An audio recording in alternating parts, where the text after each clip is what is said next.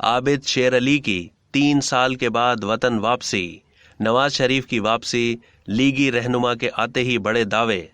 मुस्लिम league नून के रहनुमा आबिद शेर अली 3 साल बरतानिया मुकीम रहने के बाद लाहौर पहुंच गए।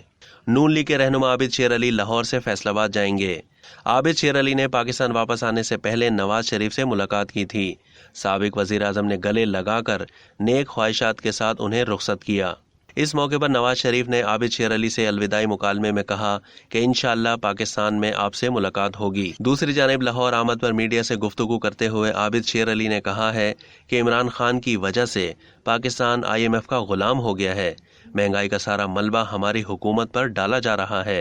उन्होंने मजीद कहा कि चंद दिनों में साबिक हुकूमत के स्कैंडल सामने ला रहे हैं। नवाज शरीफ जल्द पाकिस्तान आएंगे। उनको नाजायज केसेस में मनसूबाबंदी के तहत बाहर भेजा गया। उनका यह भी कहना था कि फवाद चौधरी ने 20 लाख रुपए इमरान खान की प्रमोशन के लिए रखे हैं। ये बात काबिल जिक्र है कि आबिद शेर अली साबिक वजीर आजम नवाज शरीफ की काबीना में वजीर मुमलिकत बराए तवानाई रह चुके हैं।